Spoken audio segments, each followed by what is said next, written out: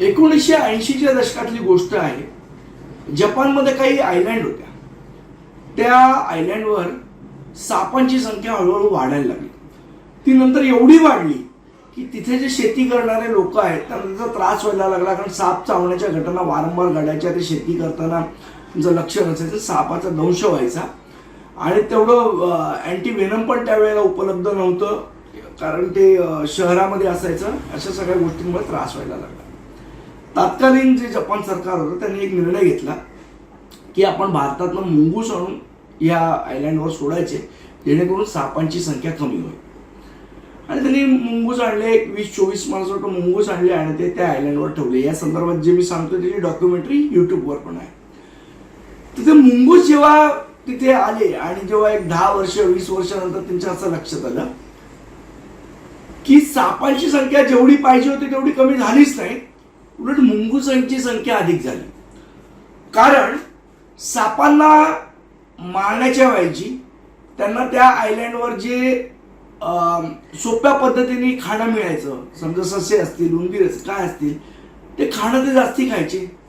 आणि जे सोपं खाणं होतं ते म्हणजे ती निसर्गाची प्रवृत्तीच्या कुठल्याही प्राण्याची प्रवृत्ती की सोपं जेवढं खाणं मिळेल तेवढं ते घेतात, ते त्याच्यासाठी मेहनत करत नाहीत। आणि मग मुंगुसांची संख्या वाढायला लागली आणि नंतर एवढं झालं की त्यानंतर मुंगुसांना त्या आयलँडमधनं कमी करण्यासाठी, कारण जिकडे तिकडे मुंगूस पसरलेले, कमी करण्यासाठी शेवट पिंजरे लावायला लागले, ट्रॅप लावायला लागले आणि मुंगुसांची संख्या कमी करायला लागली। ती दुसऱ्या जंगलात सोडले, तिकडनं भारतात काही परत पाठवले, काही इथे पण। सांगायचं तात्पर्य असं की निसर्गाचं एक चक्र असतं आणि त्या चक्राप्रमाणे निसर्ग चालत असतो। कुठल्याही प्राण्यांची संख्या ही निसर्गाने ठरवलेली असते, त्याच्यापेक्षा अधिक होत नाही।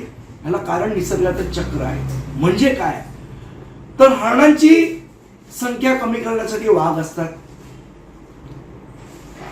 सापांची संख्या कंट्रोल करण्यासाठी मुंगूस असतात, पक्ष्यांची जी खूप पक्षी झाले तर त्यांची संख्या कमी करण्यासाठी सुद्धा गरुड सारखे जे पक्षी असतात जे इतर पक्ष्यांना मारून जगतात।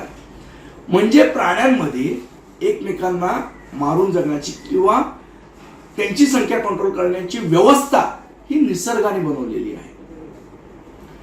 या निसर्गाच्या व्यवस्थेत हस्तक्षेप झाला तर निसर्गाचं चक्र हे नेहमी बिघडत असतं।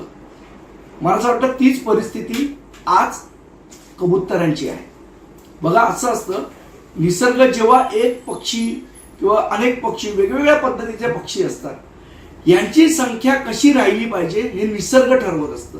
मानवाला अधिकार नाहीये, माणूस हे ठरवू शकत नाही।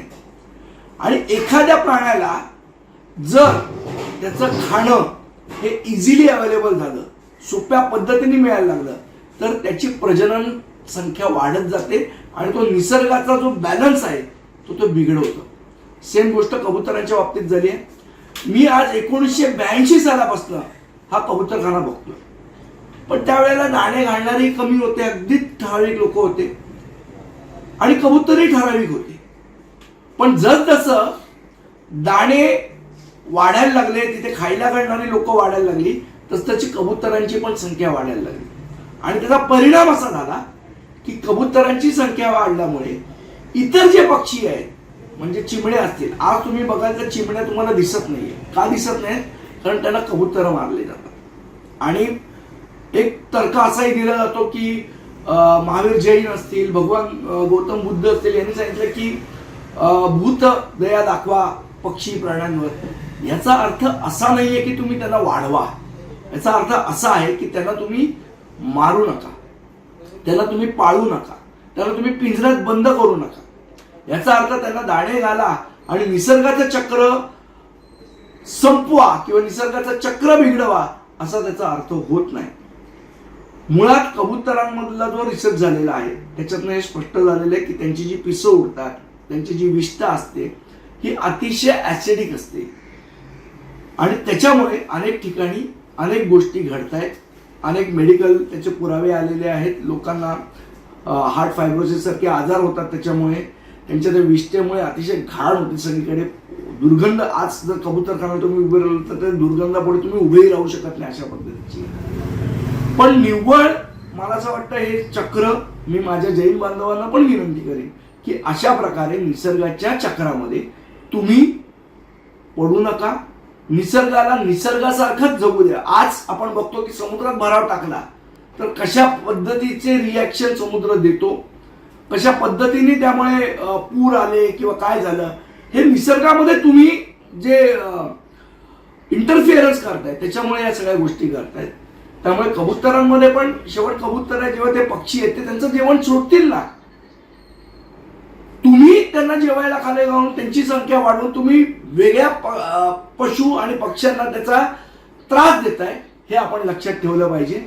मला असं वाटतं अशा प्रकारे केवळ आम्हाला वाटतं, आणि बघा धर्मामध्ये काही प्रथा असतात त्या बदलल्या पाहिजेत, काळानुरूप त्या बदलतात. आज हिंदू धर्मामध्ये नागपंचमीला सापाला दूध पाजायचं, घरोघरी साप घेऊन जायचे आणि सापाला दूध पाजायची प्रथा होती. पण जेव्हा लोकांना कळलं की बाबा साप अशा पद्धतीचं दूध पित नाही आणि हे करून आपण सापाला त्रास देतोय, आपण ती प्रथा बंद केली. कारण ते निसर्गाच्या विरोधात होतं. कारण साप दूध पित नाही हे सायंटिफिकली प्रूव्ह झालं. त्यामुळे मला असं वाटतं त्यांनी विचार केला पाहिजे.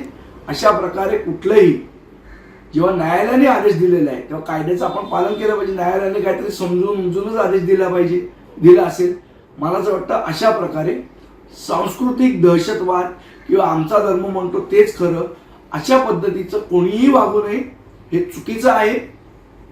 आणि ज्याचा लोकांना त्रास होतो ती गोष्ट आम्हाला पाहिजे म्हणून आम्ही करणार, अशा प्रकारचा हट्ट आणि हेकेखोरपणा कोणी करू नये असं मला वाटतं. एबीपी माझा, उघडा डोळे बघा नीट.